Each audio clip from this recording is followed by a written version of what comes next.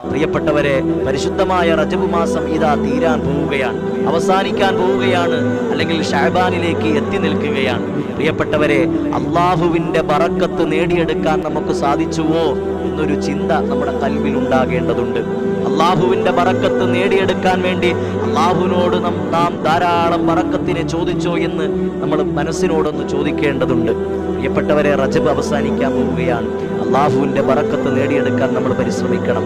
വരുന്ന ഷഅബാനും അതുപോലെ റമളാനുമൊക്കെ അനുകൂലമാക്കിയെടുക്കാൻ നാം പരമാവധി ശ്രദ്ധിക്കണം. പരിശുദ്ധമായ റജബ് മാസം സമാഗതമാകുമ്പോ ആ റജബ് മാസത്തിലും തുടർന്നു വരുന്ന ഷഅബാനിലും അള്ളാന്റെ ഹബീബ് സല്ലല്ലാഹു അലൈഹി വസല്ലമ തങ്ങൾ ധാരാളമായി പ്രാർത്ഥിച്ചിരുന്ന പ്രാർത്ഥന ഏതാ?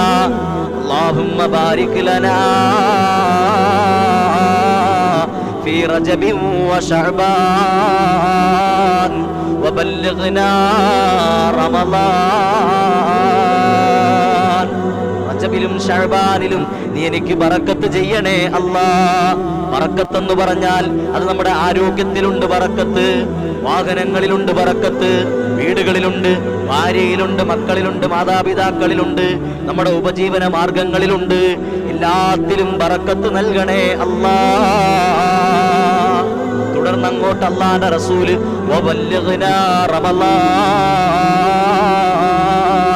റമളാനിലേക്ക് നീ ഞങ്ങളെ എത്തിക്കണേ അല്ലാ എന്ന് പറഞ്ഞാൽ, അച്ഛവൻ എനിക്ക് കുറച്ചും കൂടി നീ ആയുസ് നീട്ടിത്തരണേ അല്ലാ, കുറച്ചുകൂടി ആയുസ് നീ നീട്ടിത്തരണേ അല്ലാ.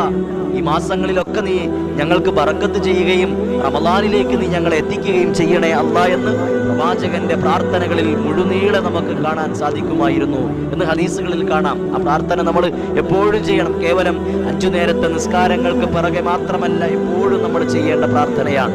അല്ലാഹുമ്മ ബാരിക് ലനാ ഫീ റജബിൻ വ ശഅബാൻ വബല്ലിഗ്നാ റമളാൻ.